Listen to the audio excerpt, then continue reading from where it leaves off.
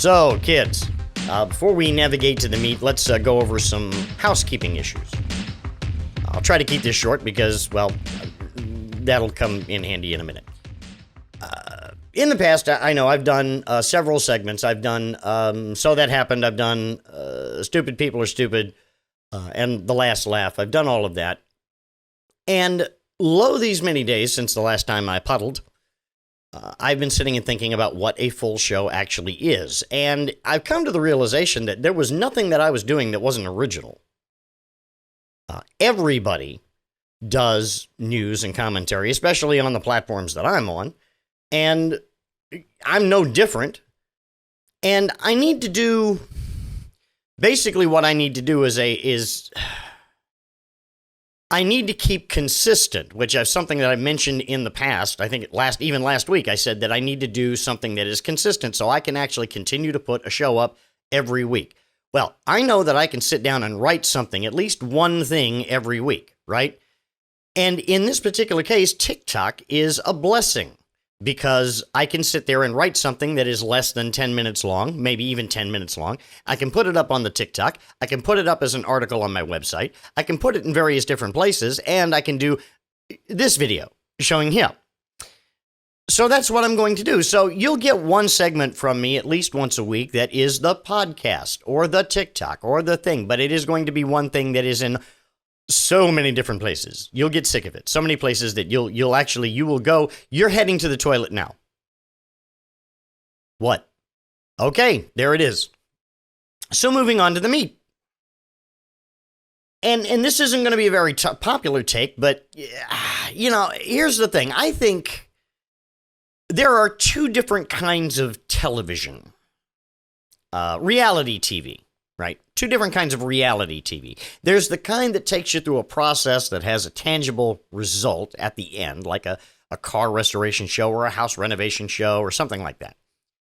And then the other kind is the trash TV that manufactures conflicts for the likes and the screams and the WTFs and all that. From what I just said, you may have guessed that I like the former and not the latter. I in full confession, I have watched Gene Simmons' Family Jewels back in 2006, right around that area. And I'm sure I've watched other stuff, but so much of it is so forgettable, I've forgotten. I've never watched a Kardashian do anything, not even that. I've no interest in Real Housewives of Insert City here. I have no interest in Your Love before, during, or after lockup. The only thing that you can count on in 2023 these days is a Law & Order, an NCIS, a Chicago, and somebody upending a table and going after somebody fingernails first because a producer told them to. So I guess I have to ask the question. I mean, we all know the drill at this point, don't we? I mean, reality TV is not real. We know that, right? Raids for bugs. Were you using it on the kids?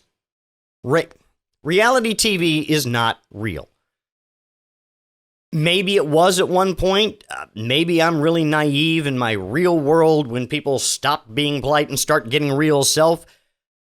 When I was 22 and Real World New York and LA, the first two seasons came on, I thought that was legit. Survivor Series #1 or Survivor Season #1, I thought was legit. But we had a hometown hero in that first season. I live in Virginia Beach. We had a retired Navy SEAL on there. The city council passed a law. I had to watch. I mean, there's nothing I could do about it. But after that, and before Gene Simmons came along in 2006, reality TV started blurring the lines now, didn't it? Manufacturing conflicts, inventing roadblocks, conjuring plot twists, all designed to get you just to the other side of the ad break. And I know that sounds cynical, but let's face some facts. If reality TV was actually reality, it would be boring AF, now wouldn't it? So they gin it up. They spice it up to get you to watch, to get you to get to the other side of the ad break. And the other thing about reality TV is, and you may or may not know this, but, welcome to the club, it's really cheap to make compared to scripted TV. And the reason is it's a very simple production value. There's product placement in those things every once in a while. And it's a higher ROI than, say, NCIS, because, that's what I'm watching right now. Game of Thrones was like 6 million per episode the first season, and it only went up from there. Reality TV episodes might be 1 million per episode these days, and that's the high-end ones like Real Housewives of Goat Punk, Mississippi, or whatever. They're not paying 1 million for Mama June's latest train wreck. I can promise you that. But regardless, reality TV, it's reality-ish TV. It's chock full. Right? I mean, you turn on any channel, you're going to see something that fills that niche. And I hope you're okay with that, because that's all we're going to see for a minute. For the first time in, 60 some odd years, the writers and the actors are on strike at the same time. And that pretty much stops everything that's being filmed or being written right now. And if it's not reality TV, it's pretty much done. And hell, it might even stop some reality TV if you think about it. But it's not going to stop the people, the highfalutin muckety mucks in management in these in this industry from throwing everything at the fridge to see what sticks. And the other thing is that if you believe some reports that I've seen, that management's going to try to wait this out, and they're saying, the writers and the actors will come back to the table once people start losing their homes. And I think that's going to be around October or somewhere. And that's when I'm expecting a phone call. Because if they're calling me for my crazy ideas, they've really hit rock bottom. Yeah. And just so we're clear, I'm not scabbing for anybody. If you're desperate enough to want my shit, you will be paying me. Oh yes, you will be paying me. But in the meantime, what can we do? Well, for a start, if you're a creator, don't give away your shit for magic beans. That's a start. Don't cross the line either, because, that you will be remembered if you do at this point. As intense as this appears to be, anybody who crosses the line at this period of time, you're going to be on a list. You're going to be remembered. But what about consumers? People that just watch TV? I don't know what to tell you there. I want to tell you to stop watching TV, but that's tricky because, if you're not watching cable or not watching over-the-air TV, you're streaming, and that's one of the sticking points for the negotiations right now. So, you're binging, let me pick something out of the air. Season 12 of NCIS on Paramount Plus.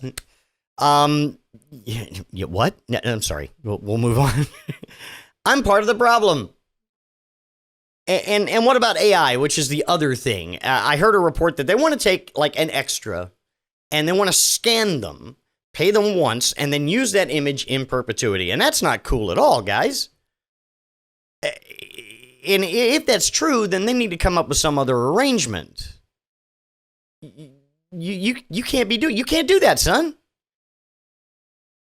And finally, if we leave the labor unions and the whole argument there out of it for just a second, we got to talk about the people that we're forgetting. I heard something this morning that may not cross your mind, but Keith Olbermann on the Countdown podcast, and yeah, I'm a fan, don't hate. He brought up the tiers of business in and around the film and TV industry that will be hurt by a prolonged strike. And we're talking about, caterers, dry cleaners, custodial staff, wait persons, bartenders, the people down here like you and me that work in what Keith called possibly the last company town in America.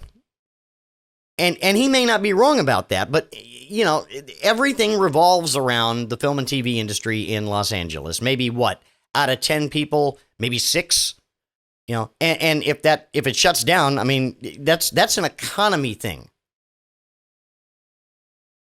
So for that reason alone, just that by itself, the little guys who take your order at the bar on Sunset, right? I hope that this gets resolved quickly. And then somebody can get back to, writing Gibbs back onto my favorite damn TV show, if you wouldn't mind. I'm sorry. Was that okay? That'll do it for this week. Question everything except the contents of a tuna melt. Everything on social. I'm on Threads now, by the way. Hey, yeah, I'm on Threads because everybody else is. Chris Roley, same thing. KRISROLEY. One name, all the same, if you please. And chrisroley.com, where everything goes. New photographs coming up this week, too, because I got out and took some photography. See you next week, guys. Bye.